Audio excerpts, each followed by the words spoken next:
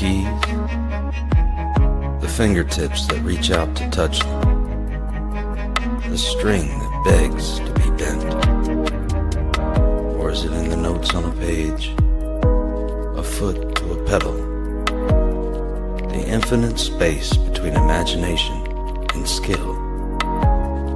Or is it simply music?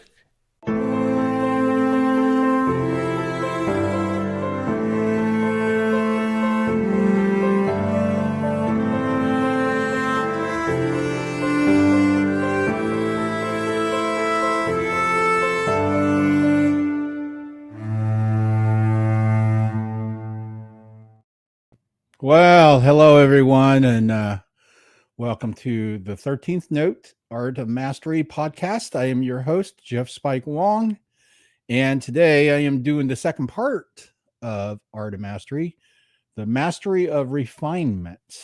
And for those who did not catch that first part, it's on my Rumble channel, the 13th Note Art of Mastery. Check that out on Rumble.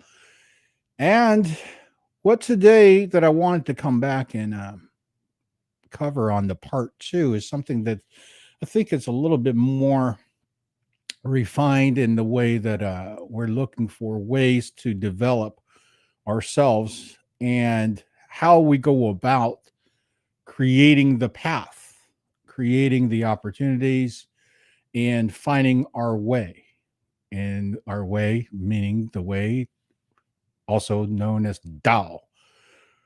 And this is a martial arts term, of course, that we've used, the Jeet Kune Do, Taekwondo, Do, so that's mean the way, it's a system. So before diving into it, I just wanted everybody to kind of take a step back and kind of reevaluate and think about what I'm talking about here in regards to what system, what it actually means, what it actually does, and why do we need a system to be successful at what we're doing. So number one thing, the first part when we talk about refinement is through the experience in every step of how we look at and reevaluate and basically then start to refine what we are approaching and doing. And you have to do reflections and assessments to constantly look at how well you're refining and polishing that ball. It's no different than always doing an assessment in your project so you can see what steps you're at, or if a certain step that you're doing is not getting the kind of results you're looking for, or you see the refinement in the direction that you're moving toward is exactly how it's fruiting. And when you're having those type of evaluations, it gives you better barometer in regards to, number one, timing and how much investment you need to make for it, or the aspect of just the pure effort that you dedicate to it, and what is the cost of the time in life force, if you will, that you're getting now to achieving your results and your goals that you're set. So with that, the key component of developing that refinement, first and foremost, must have a system developed. So let's give you an example here in martial arts. Okay, if we were just fighting, went out and fought, just hands and fists and kicking and so forth, then it's just a free form and whatever at the moment of improvisational movement of self. And when you're creating this self, there is no way of so-called having an analysis to it, because it's just whatever comes out. And that it's okay. However, you can't really train it. In other words, in the sense of once you make an evaluation and analysis toward this action, how are you going to say, the jab and the left kicks were strong enough, I must train my left side better, so I need how to refine my left attack. And this is again where having the system is going to be able to, for you to go, I need to do these steps around this schedule for these efforts, a duration of time, and the accrued amount of time to reach my results. So let's look at it this way. In sense of Taekwondo, when I was taking Taekwondo, first and foremost was very traditional of the Korean arts. My master, Park Bu Kwan of Unified Taekwondo, was a Korean Army Taekwondo specialist. He actually taught the Korean Army, and he migrated here to America. And I was very fortunate that I got onto his school in Houston after he relocated from, I believe, Rochester, Buffalo area of New York. And his system is very traditional Taekwondo style of a lot of feet kicking attacks. And of course, I looked across the board at other people's Taekwondo teachings and their books and the way that they approach it. And it's very similar. So that particular style of martial arts had definitely a certain familiarity, a certain ways of approaching offense and defense. And didn't matter who the masters in their particular dojo was offering, that there was still across the board Taekwondo in the way that was approached with feet attack, high kicks, power kicks, and those attacks. And by learning that, it helped me tremendously regards to recognizing what I need to work on. Balance. I need to work on power. I needed to work on just the minutia of the techniques in regards to foot positioning, leverage, power coming from the hips, power coming off the ground. So all these little things that I would have never really understood until I took a system and developed myself, enrolled, trained, and understood what the system was offering me. And from that, I was able to then refine how I was practicing. And I'll give you an example here. At my house, back in my mom's house, the back door to the garage to the outside the backyard is one of your typical swing doors, but it's because it's an exterior door. It was wood, and it had a chain with a spring on it.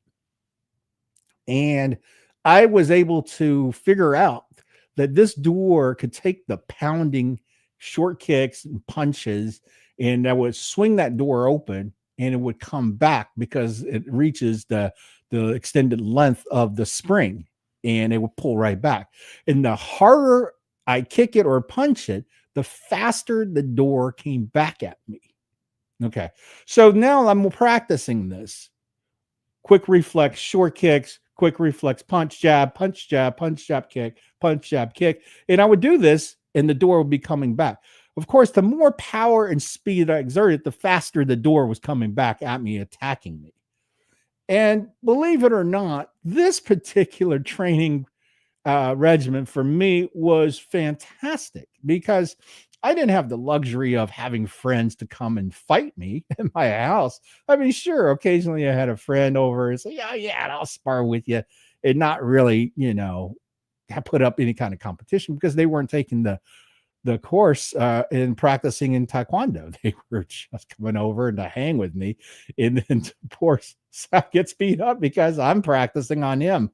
And, the idea behind having live practices is because it's the variable, the X factor, okay, that you have to test against yourself. And this goes with any systems of whether you're in sales, whether you're in baseball, whether you're playing basketball, whether you're out there working on certain set of skills, you still have to test it in real time to be able to make an analysis if what you're working on is actually paying off.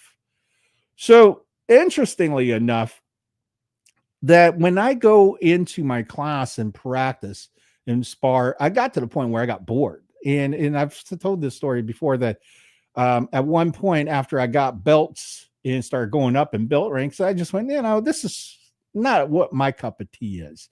I'm not here to work X amount of weeks, X amount of time, months, learn the form down, and then be able to test on the form and then achieve a belt system that ranks moving up. Because ultimately, I always felt the martial arts was an expression that had the offensive power, that defensive prowess, and the overall, basically, a master of the body, the mind, the spirit, and balance in sense of if is needed to be active for protection or for something that requires your body to be in that level of maybe combat. And from doing these things, my mind was different. So again, the thought process was not leading myself to the Tao, the path, the way of the system with the Taekwondo regular traditional classes was offering to me. So of course I went to my master Park, and I said, I would like to do something a little bit different because I'm interested in the combat aspect of it. And at that time, I was going into 10th grade. I was really, again, back into the heavy Bruce Lee groove. And I went through several Bruce Lee grooves in my life that I trained and read a lot on the Tao de Jeet and philosophy of Kung Fu principles and Jeet Kune Do books, all kind of stuff. And it just always motivated me. The Bruce Lee system and the Bruce Lee bravado, the aspect of that charisma on the film, of course, always intrigued me. But I also knew Bruce Lee's kung fu background long before that because I was a fan long before Bruce Lee has passed. I was a fan of Bruce Lee while Bruce was still alive. And as a matter of fact, it was probably because of Green Hornet. But prior to that, I'm sure I've seen enough kung fu stuff in my lifetime that I was very interested in martial arts. Because growing up a Chinese kid, what do you expect, right? It's no different than American kids growing up going, hey, I want to be G.I. Joe, or I want to be Lone Ranger. Well, in Taiwan, most of us wanted to be Bruce Lee because of his charisma and the power that he exhibited on the film and the speed and just the sheer invincibility that we saw him fighting the whole entire Japanese school and just taking over one against like 30. Yeah, and it was just, of course, this movie. And this is where, it's the fun part, these tongue-in-cheek. But the martial arts aspect was serious. And why martial arts to us humans, what is that actually would do in benefiting us? So I started to research into that. In the path of martial arts for me was that not only I was doing physical conditioning in regards to training regiments, in training regimentally regularly is something that helps refine greatly on the physiology aspect of it, because not only your mind has to discipline yourself, but now your general body has to discipline yourself through exercise, cardiovascular, type of activities. And of course, how you eat and train and rest and fuel your body is extremely important. The beauty behind all of this is that I did not know any of this unless I had to follow a system. And of course, once the system was developed, then I went deeper with it. So with the Bruce Lee influence of wanting to combat, Master Park saw this in me because him and I talked fairly regular. He was one of the guys that got friendly with my family because my mom also took Taekwondo. So we would go bowling, we would go eat, we would talk, on levels that was not just in class. And he recognized that I had the physical attribute because I was a young guy in high school and I was playing football, sports aspect, very much way into weight training. So I was in good shape. And now I wanted to challenge that shape of what I brought to the football field into the Taekwondo dojo. And I wanted to be on the mat and fight it. So he agreed. He said, you know what? Okay, instead of coming to class, Mondays and Thursdays, you just come after school. And I opened pretty much every week, a day of the week. Maybe Tuesday he didn't come until like late, but he usually got there, probably had the school open by 3:30, doing paperwork, him working out and whatnot before the very first class that starts, probably around 6:30. And he was so cool about this that I went in at 3, 4 o'clock in the afternoon, and I would start to train with him one on one. And it wasn't a lot of, learning this form, learning that form. I really understood a lot of it about blocking and kicking already in learning the first few belt systems with him. So it wasn't like I was just off the street. I had a year invested into doing the belt system, and I just wanted to go away from it. So we would stretch, we would warm up, and then he proceeded to just beat me in a fight. And this fight would last 20 minutes. And it was the kind of fight that it was definitely fun and entertaining for him, because I could just tell. And an interesting part was that I would say, about 175 pounds at that time at 5'11". And I was hitting this guy as hard as I can. He was built like Bruce Lee, wiry guy, 5'6" to 5'7", if that. Very, very athletic. I mean, he's eighth degree Dan, I believe, if not ninth degree in Taekwondo. He was truly a master. He could do flying kicks that breaks like 6 boards and 7 boards and things of that nature. So he had a lot of all these impressive power moves and impressive demonstrations that he would do. And having to know that, and I wanted to achieve that level, this was the way I thought I could. And the amount of work that he put in me that following year was second to none, because again, learning a system and developing the path going down to it really helps tremendously to unfold and declutter all the stuff along the way of what is essential and what is not. And then the other aspect of it is to really organize, because you have a way, because you have a direction, and then start to piece and understand what fits where better. Not necessarily always the same way, and not necessarily always the same or similar from you to the next person, because we're also individually different. So that's the beauty behind it. And I learned this. And years later, of course, I've talked about studying with Monkey Kung Fu master Paulie Zink in other podcasts. And this study was extremely different on a total different level. We were doing traditional Taoist yoga, Kung Fu posturing, stuff that you read like in Peking opera type of a life environment. Like, have you ever heard the story with Jackie Chan and Sammo Hung? They were incredibly, we would be training all day, doing stuff like, running on rooftops, doing flips and all these incredible things that you see in Peking opera. And, these are human feats. They're doing these acrobatic because of the training that they were taught and because of the tradition they were following. So there was their path as Peking opera stars. And it was fantastic. With that opened up my mind quite a bit, because in the Monkey Kung Fu, we went very traditional classical. So what that means is we were literally learning the way that it originated from the source of the creator, the true master of the Tai Chi Pakwa family, Monkey Kung Fu.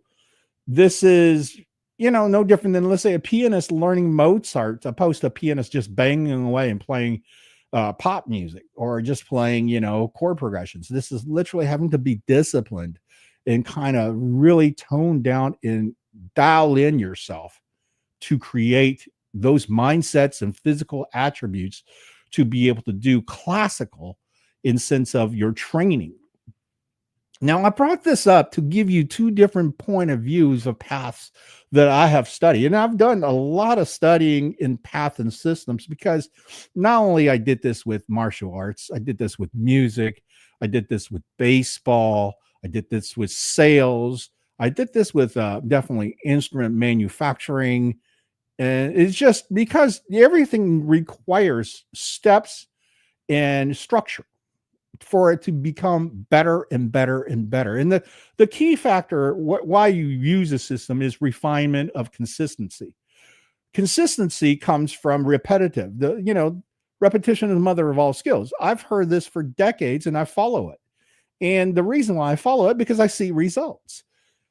For those who never achieve results on doing these things, number one is, are you having enough time scheduled to achieve these results? In other words, have you invested and have enough input and output to equate to a result that's favorable? Some things require 6 months. Some things require 6 years. Some things require 6 hours. It depends on what you're doing. This is why it's so important overall to recognize what system you're using. Do you have a system? Are you organized?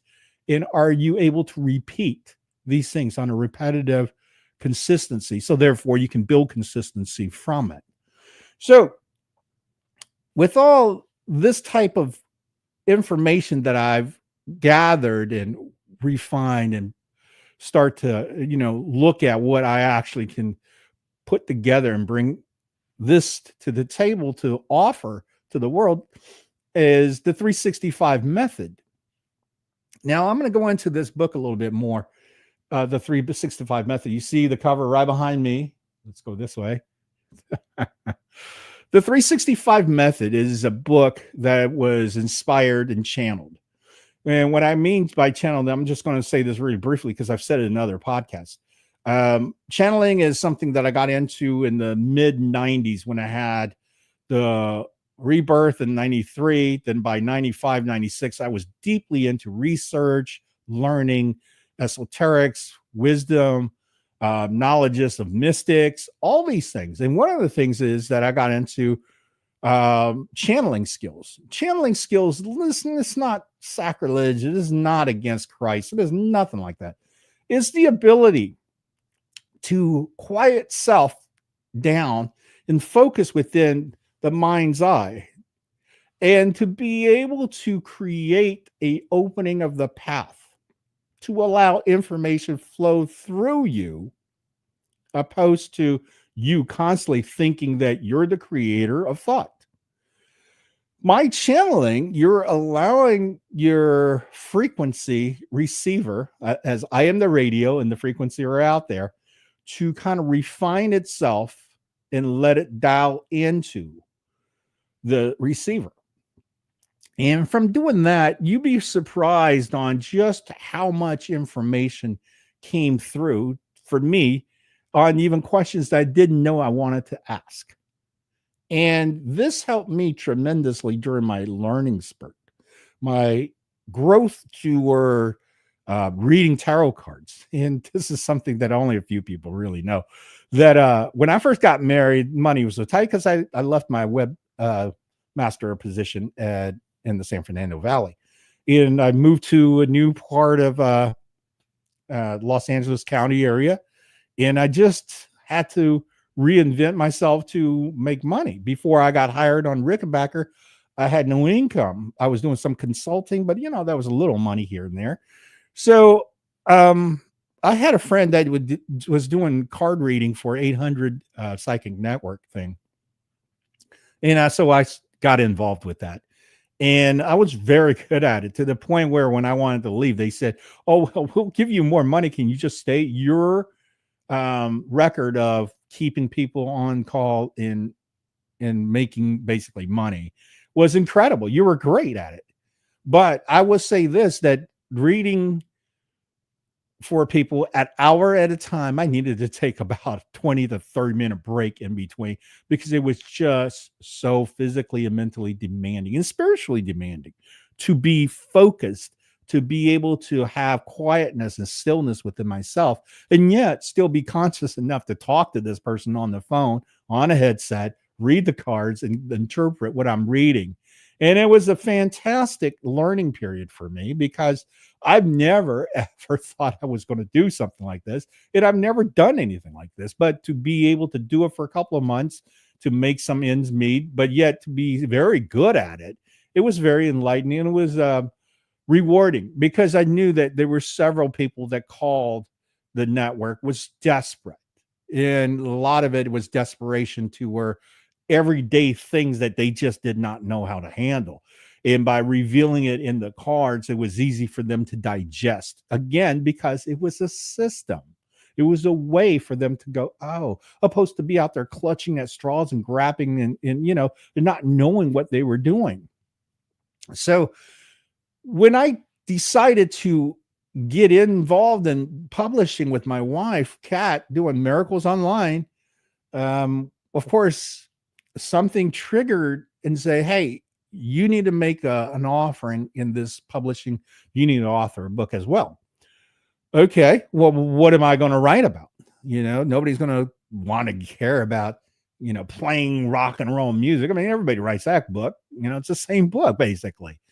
So what can you do? And it came to me that you're going to help the world by creating a system, just like the way Bruce Lee created the Jeet Kune Do to basically unify all his thoughts, all his idealisms, all his knowledge, and all his ways of interpreting what he has amassed, all this information, and how could he put it together to be able to become it. And that inspired me to, okay, so what is one of the key factors that we have very short of on this planet? If you want to raise their hand and tell me, I'm going to tell you straight up, one of the biggest things that I see that we have problem with is attention span. Most of people that I've seen that can't get things done is because they have attention span of a gnat. They're just not focused. Why? Most likely that the only system that they've ever followed is public school. Outside of that, there was no other system that they've dedicated themselves in development or refinement or achievement. So therefore, it's going to be extremely difficult for someone who has no experience and background in this, and then forge into a working world environment, adulthood, family building, all that, and not having enough sets of skills in process, in development, in ways of discovering, structuring, creating. This was just a little too challenging because there was never a system in place to train, to make examples for them, and also your thought within yourself, spiritually balanced, to say, hey, sink your teeth into this. How are you going to do this? Let's go this way. Let's do it this way. So for me, the 365 method came out in principle first. Then I thought to myself, okay, this has to be done in a certain way, or it's going to be scattered. So I basically had to organize the way it goes. So I basically went into a meditation. I do a lot of frequency work. So my sound system's constantly pumping in frequencies like 432 hertz to harmonize the energy, the cellular level within myself, and basically dial into the focus of the thought of how am I doing this. And of course, in the book, there's instructions, and this instructions came to me. It basically told me how many days that I need to have this ready, how many pages, how am I supposed to work on the graphics, what kind of words, what am I doing in regards to certain pages, what do we need to pay attention to. All these things came to me in a meditation session going into the book. So once the rules were established and the process started, and it was just every day became the task, the refinement, the challenge. And before you know it, the book was done. And do I know everything out of the book? No, I don't, because it was channeled. It was focused intent with me getting the impressions in my mind, in my heart, and also hearing it or seeing it in mind's eye. And this is the part where I think is the most unique. It's no different than the person who's in front of me will punch and kick differently than the person behind me, because we're all different. the difference between the way I hit a baseball versus my teammate. We're different. So we need to accept those things and be great with it. We should never be, I wish I was Michael Jordan. I wish I was ... While you can emulate modeling that person's persona, personality of greatness, the technique of mastery, the achievement, the tenacities, the hard work, all these things could be emulated, but you will never be that. And in this is case point that as much as I love Hendrix, Edward Van Halen, Jimmy Page, I can play their stuff. I don't really sound like them, but notes, yeah, I can play those notes. I can play those inflections. I can play those nuances. But when you listen to it collectively as a whole, you would never go, well, gee, that's Jimmy Page. Well, that's Edward Van Halen. That's James Marshall Hendrix. It's just, it wasn't that because we are all different. And I have to understand that at a very young age if I wanted to exceed and excel at what I was doing, which was either guitar playing, football, martial arts, ... Everything that you put into, recognize the capability of your potential and the limitations of your potential. And again, because it's you, I can't dunk a basketball. I'm 6 foot tall, 225 pounds. I'm just never able to dunk a ball. I can grab and touch the rim sometimes, but that's as good as it gets. So therefore, no matter how hard I train, I'm not going to be Michael Jordan. And the key point is argument would be, well, if you train this, you do that, and you eat like this, you lose 10, 15 pounds, and you do these agilities, you're going to be able to dunk. First and foremost, do I want to put that much time, that much emphasis, that much training just to do that activity? Does it serve me? No, because I'm not going for a D1 scholarship. Does it serve me? No, I'm not a professional basketball player. Does it serve me to go play in a rec league or anything like that? Not really, because that's just for fun. So therefore, if I was to train to the level that is required for me to have that kind of performance, I would have to train like I was Michael Jordan. I'm not Michael Jordan. I'm not going to play ball like Michael Jordan. So I recognize that. And that's the thing about developing yourself within using a system. Now, the key component about the 365 method is it was designed for you to have, number one, first and foremost, commitment to yourself for greatness. This is why the book is developed for an entire year use, 365 days. That is in your life that you're going to dedicate yourself to refine yourself in different ways by using a system. Is it the only system in the world? Of course not. There's so many ways that you can refine yourself in life, that you can get the most and the goodness and the greatness out of yourself. I can't even begin to tell you. Just pick one. Just give yourself an opportunity. You want to refine yourself to become a better somebody, somehow, some way. The easiest way, get a piano. Learn to play piano. And I'm being very serious. Piano gives you aptitude toward musicality. Musicality gives you connection, spirituality, inner self. Music frequency heals, opens up mind, creates higher learning aptitudes. We can go on the benefits of all these things. But the bottom line is, can you play music out of it? Can you get a piano and play music? Well, no. The answer is no, because I have no time invested into it. Okay, so I'm going to give you a system. I'm going to teach you this, and you're going to practice this 30 minutes a day, and you're going to do it every day. And within 1 year, you're going to play, a pretty good piece by Mozart, by Beethoven, or even something that your favorite. You want to play something from REO Speedwagon, Journey. You can do this if you invest the time to use the system and develop yourself. So again, I bring these analogies in to give everybody an idea that when I refined to build this 365 method, it wasn't just that, I had a life experience and I had an epiphany and it came. No, this is kind of refinement that I've been working on so many ways and so many directions of myself, mind, body, spirit, in depth, very direction, pushed it with intent to achieve greatness when I go into these things. So now when I bring it back and have this opportunity to create this system, it's done with full intention and full experience with everything that's been test, try, and true in the sense of how to develop and build this. So therefore, I know it works. Now, the content of what it does is inspirational. It could be informational. It could be so many different things. A word could trigger a thought. A thought then can trigger an action. And the action could trigger what? Results. It could trigger what? Opportunities.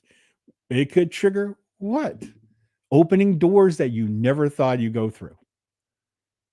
So it's extremely exciting when you dial yourself into an opportunity in a place, in a way, finding your way, getting a system. So the part of that was really excited too about the 365 method is that I created a coaching system to go with it. Now, the coaching system is $888. Is that a lot of money? To some, yeah. To some, no. If you actually go and train on top level sales trainings for big companies, like I was with Ryland Homes, I was with selling Steinway and Sons, I was working for Kawai Piano of Japan. All these companies are historically branded in, just world recognized in sense of what they do and what they bring to the table. So the personnels and the mindset that they have within their team has to be able to hold up that level of prestige, reputation, thought, service, and product. And that taught me, of course, many different little things that you got to honor, pay attention to, and deliver. Okay. And I'll give you a key point in regards to, let's say, developing my relationship in the piano industry and to understand not only the instrument, the history of it, the construction of it, and the material that goes and all that. And then the contemporary artists, along with the historical artists, along with academia, how it affects, along with secular, and also just the aspect of how does the music industry flowing and moving with that particular instrument being the instrument dominant on these chart topping hits. All these things has to go into the big pot that we all have to learn from, because at any given time to represent a handcrafted piano on a highest level, you have to be so intelligent on top of your game that there is no stones unturned. There is no objections that you cannot be overwhelmed with. You have every answer to counter every objection. Every question that is asked, you have an answer for. Every misnomer, you have a correction for. And of course, the aspect of presentation, not regurgitation. This is huge. How you take information and present it to others so they can digest it and understand, opposed to what you know, and you're going to give everybody the information what you know. You couldn't care less if they know it or not. And that's huge difference here. In the 365 method, once I got going on this, I realized that, okay, with personal coaching, what I can do is I can develop a relationship with people like-minded who's ready to develop themselves and refine to a high level of self that they previously have not achieved. And by having a personal trainer with you, it's like having a life coach, but it's better than that. It's not about having a coach, it's having a master and apprentice relationship. Because I went through the experience and I've refined. You are now coming into the system that I thoroughly understand because I created it. And now I'm able to refine that with you in real time. Therefore, then you can then spawn and grow through and from that, and then expand, and then 365 becomes you. And then that system is no longer just the Jeff Spike Wong JSW 432 thing. It becomes us. And that's why I was excited about developing this and getting into personal coaching. I have video also that is reflection, like a workbook. We also give you worksheets that you can do reflection to kind of write down thoughts, to invest, again, just time alone for yourself, to be able to give you opportunities to not be distracted by the static of the outside, by the classical mess of all the things that you're doing with the daily grind. You're able to isolate and centralize your thought toward the refinement in your agenda, which is self-improvement, self-refinement, self-greatness, self-empowerment. In all these self things is not driving the ego out of control. When you do these things, you're actually fulfilling the ego not to dominate carelessly with emotionally driven outbursts. When you refine yourself well, you start to have a level of confidence and a level of centeredness and stillness that is second to none, that you will now think twice before acting much more easier than you have before. Why? Because you refined it. You have refined the clarity of yourself. You have refined the clarity of the thoughts that connects truly through your inner self in your heart.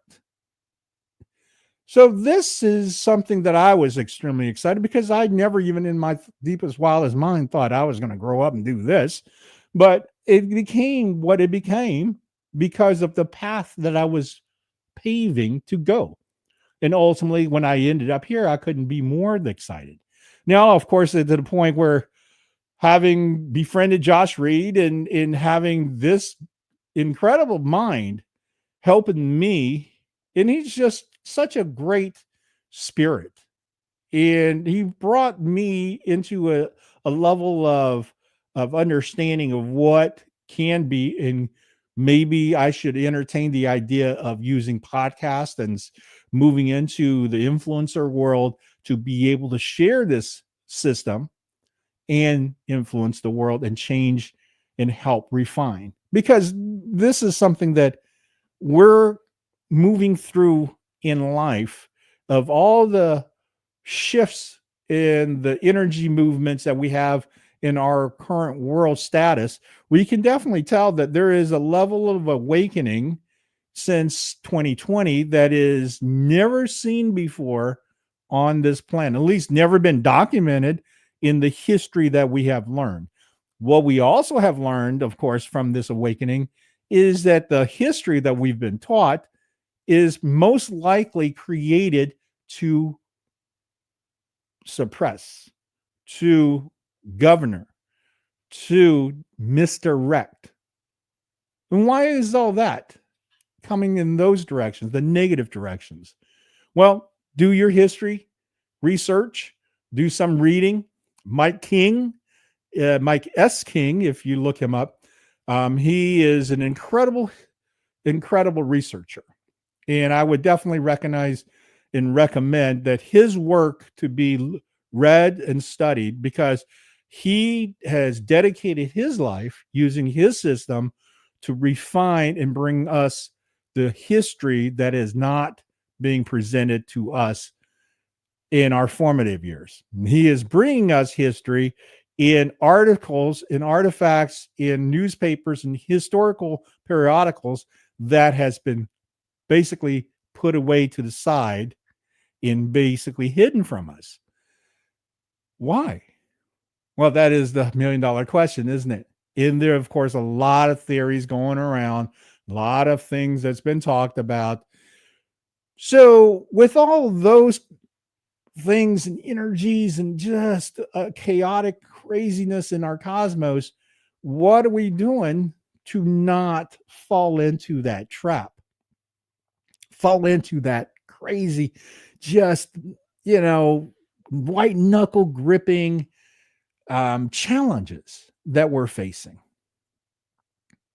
Well, centering, still balance, refine, stay true to commitment and focus of what you are, set your path your way. That's important. So ultimately, I'm not doing this to get rich by any stretch and means. It's like Jukundo. Like I said, I'm very big on Bruce Lee. He influenced me hugely. He didn't open up schools everywhere and just taught, blindly. He did that a little bit in Oakland and San Francisco, Los Angeles, but he ultimately closed his schools down because he wanted to act. And ultimately, on teaching end, he was doing a handful of students in his house. And there were celebrity students. And back in the days, and we're talking about the 60s, this dude was charging $2,000 for private lessons. $2,000 in 1967, 68. And you have to look at this and think to yourself, wow, that's incredible. But then you have to look at is there wasn't any martial arts studios around, any mini malls around America at that point. So this was unique, not only unique on its own, but unique that you have the opportunity to learn from someone that was incredibly knowledgeable, incredibly trained, and incredibly focused about his art and the representation of this art. So I have a lot of admiration for this, of course, and I follow a lot of the principles that was taught to me through my studies of Jukundo. And by that, of course, now that flows through me through the 365 method. And ultimately, that goes back out to the world. And I hope you join me. I hope you sign up, get the book. And if you feel up to it, sign up and have me train you. Have me help you develop your next year. And hopefully that we become friends for a lifetime because of it. And ultimately, if I'm learning that they're doing things like this, your mind is open and the opportunity comes right and left, right and left. And it's sometimes just blinding. You don't even know. I can't grasp it. It's just going nuts. But not too long ago, I was listening to podcasts, and I got into this podcast things because I'm a podcast listener. I've been listening to podcasts for years before I, had an opportunity to talk with Josh Reed. And, he's been doing it for a decade over. So upon talking to him, I was like, wow, 4 years of listening. Finally, now I'm on the phone talking with this guy face to face. And it's like, well, what did this happen? Why did it happen? Right? So you start thinking about all these things that is creating the path because of your Tao, because of your system. And ultimately, one day I was listening to Nino Rodriguez, his podcast with Laura Eisenhower and George H. Lewis. I had never met George, never heard of him, really. I might have probably seen something with someone like him, but when you're on the podcast listening thing, you're listening to so many people. And if you got someone who's doing great hostings and so forth, then of course they introduce you to a lot of people. And Josh Reed is one that introduced me to so many people that I've never heard before and that I became a follower of. And when Nino had this roundtable of the three of them talking about spirituality and what's going on with the craziness in the world and so forth, one of the things that really intrigued me about George in his approach was astrology. And of course, Laura Eisenhower, the great granddaughter of Dwight D. Eisenhower, she is also a very well-known astrologer. So it was interesting to hear them both talk about it. And what I really dug about George is that he kept on talking about refining within self. And then, of course, when they were wrapping up their podcast, the whole thing ended with him saying, this is the time. This is the time to get the most out of yourself.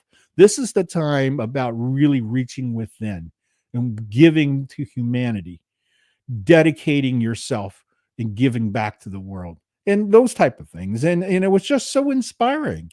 So of course I shot him an email and invited him for the Art of Mastery 13th No podcast. And of course, within a couple of weeks, he was on our show. He was here, and you can find that episode on my Rumble channel. And please watch it, because he is such an authentic, genuine individual. He has reached himself very well, authentically, in sense of how he could be able to share, how he could be able to educate, influence, inspire. Those are all greatness that on a level of the best of the best.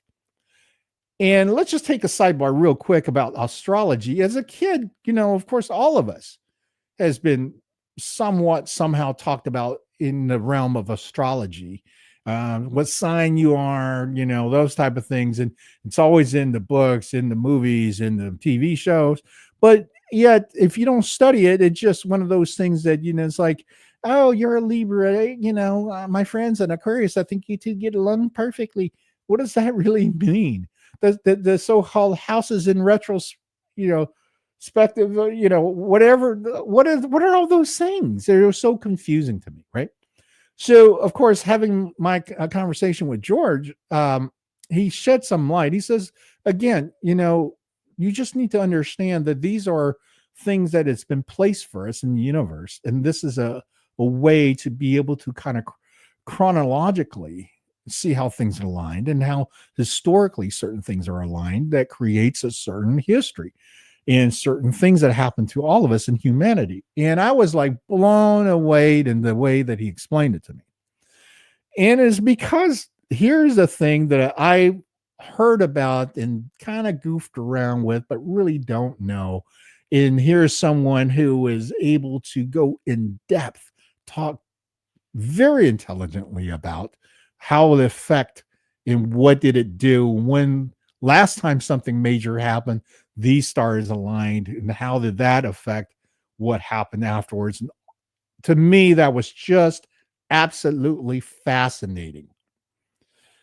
So needless to say,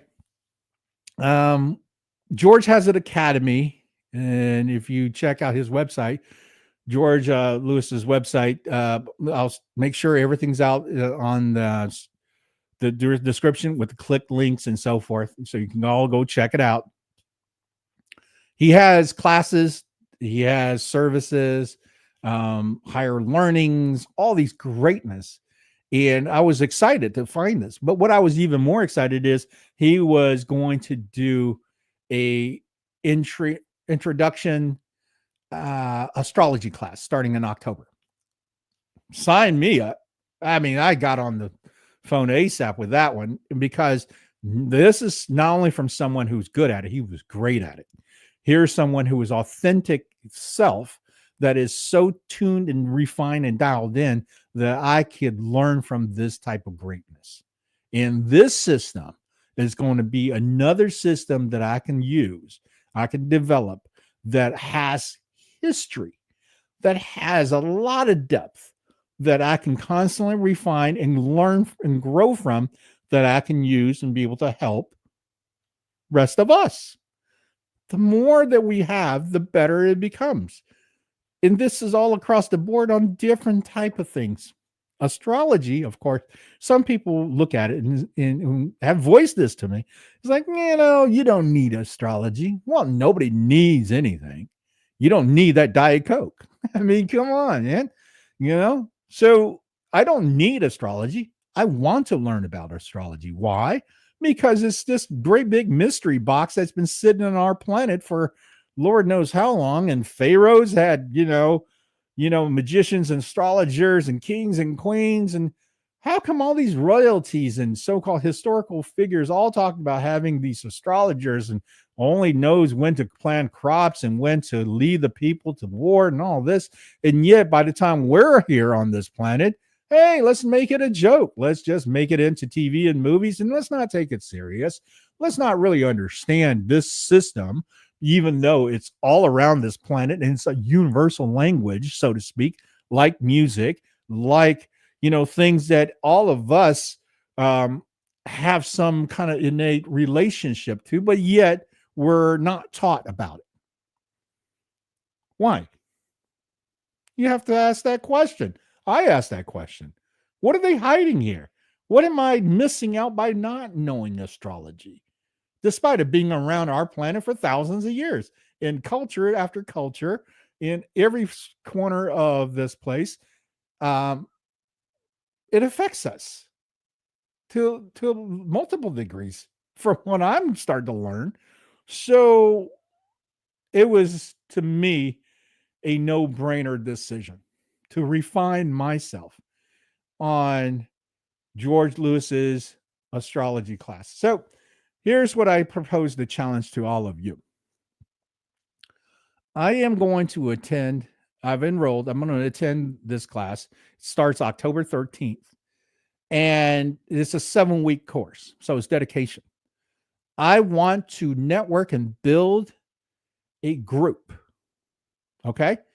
And if you're up to it, enroll this class, become very familiar with what George is teaching, and then let's build a group together and bring wisdom to the world, bringing knowledge and expand this knowledge, bring awareness and teach it, show people the way to learn something even more greater than what is presented to what their everyday is.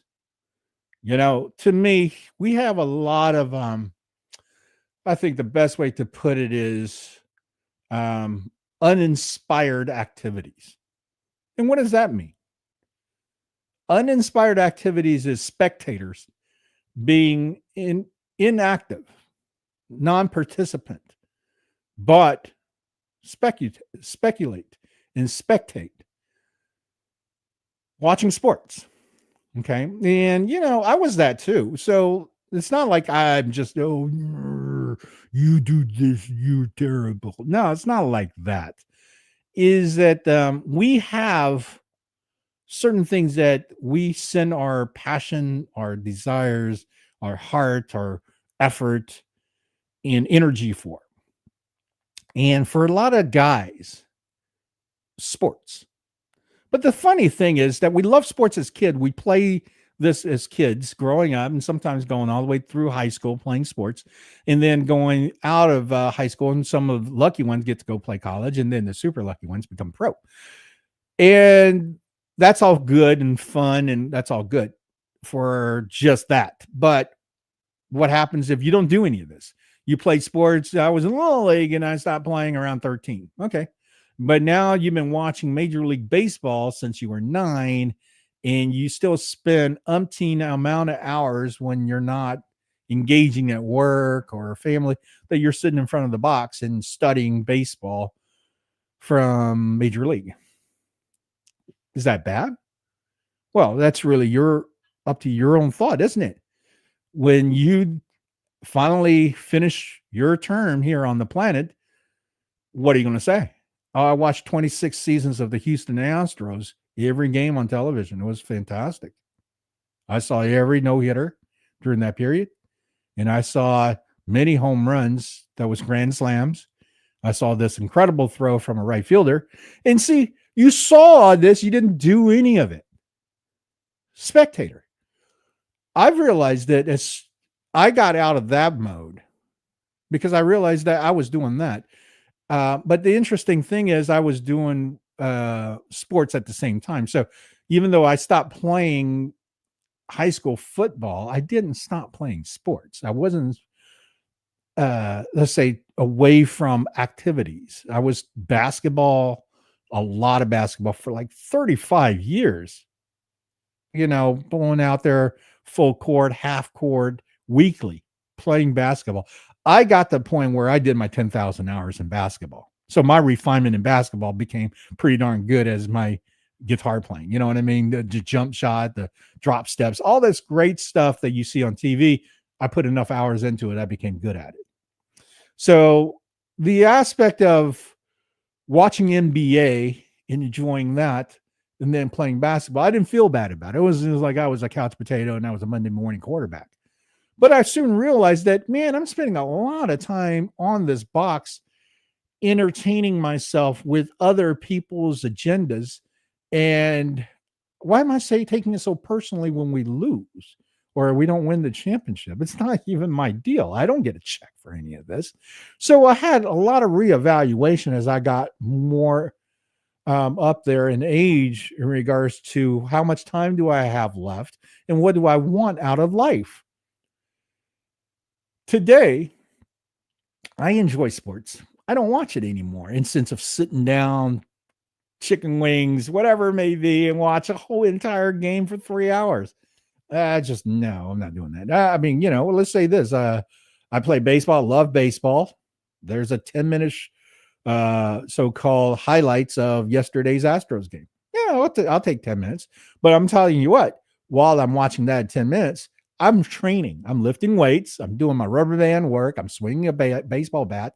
I'm working out into my performance goals, into my system. I'm not just lounging there, spectating someone else's greatness.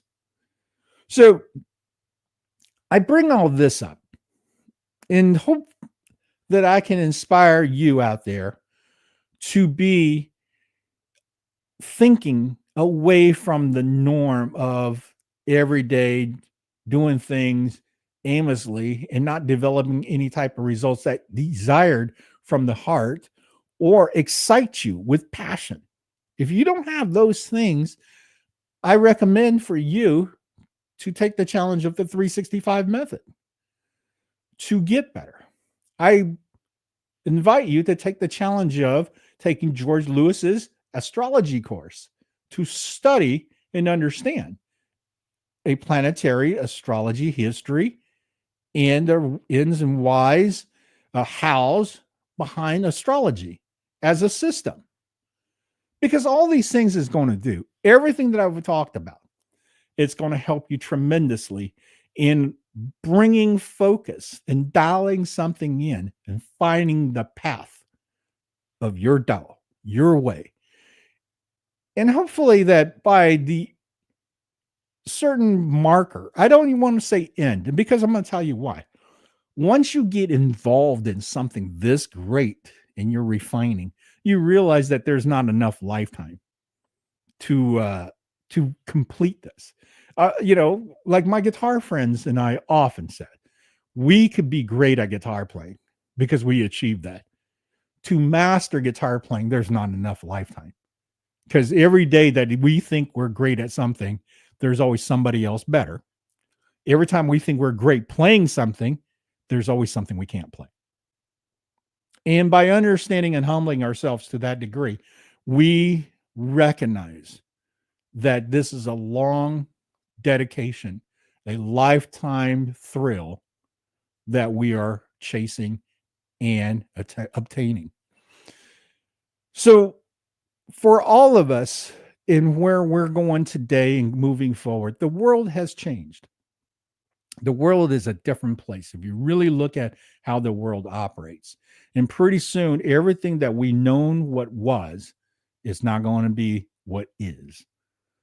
And the key factor that I have discussed with, of course, Kat, my wife, and friends, is that what are we doing to contribute to our world, to humanity, as we go through this change?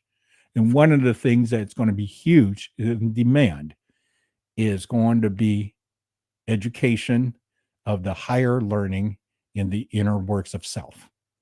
Because there's going to be a lot of things that we're going to be questioning once we get in the mindset, into the clarity of what has been going on and why am I only finding out about this now. And we're going to be realizing that there's a lot of stuff that is just not real, not true, manufactured.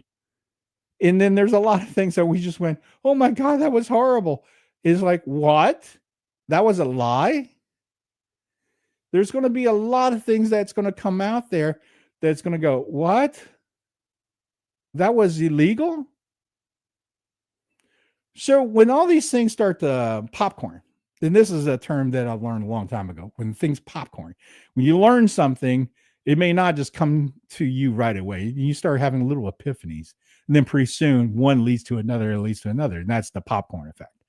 And we're at a place, in a position on this planet, in this existence, in this parallel, in this reality, that the popcorn effect is happening. This is why it's not just go get your popcorn, we're watching a show. Yes, there's that, but the underlining is get ready. Things are going to start to come and start popcorn. And you're going to start having, oh my goodness moments, oh my God moments, and you start to recognize. And then pretty soon it's like, what am I doing? How am I going to be better? How am I going to survive this? And the key factor is, okay, let's relax for a second. Take a deep breath, focus, center. What system are we going to go with? And what are we doing? How are we going to do it? And let's take that step. Let's go through that door.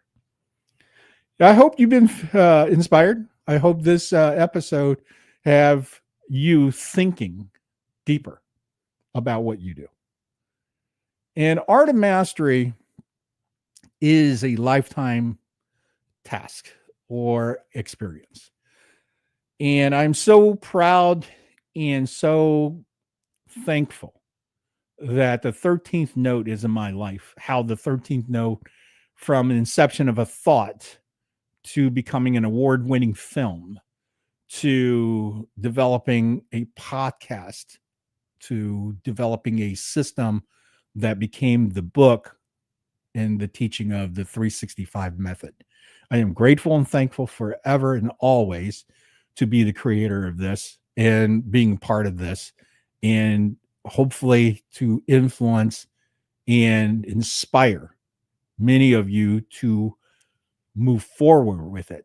Because ultimately, when all of us are gone, the system is still here to help the people, if not the consciousness of others. So with that, leave me comments, like and subscribe. We've been doing a lot of stuff over at the Miracles Online podcast. That's the other podcast I do with my wife. We have our Rumble channel, of course, as well. There's about 20 episodes there now. Redpills.tv, Josh Reed's network. We're still on that. We're going to be on there for quite a while, so you can always tune in there. This is, of course, is streaming live with Facebook, X, LinkedIn, and YouTube. So a lot of people out there who's friends with me, hi, thank you for tuning in. And thank you for your support, because, again, this is where that's the inspiration that fuels my passion to be able to come back over and over again and give you my best. And hopefully that one day we will all meet. One day we will all be able to be in a room and discuss how we got here. And that would be the greatest gift of all. And I want to thank everybody again for tuning in. Thank you. Like and subscribe. And I will see you next time on 13th Note, Art of Mastery.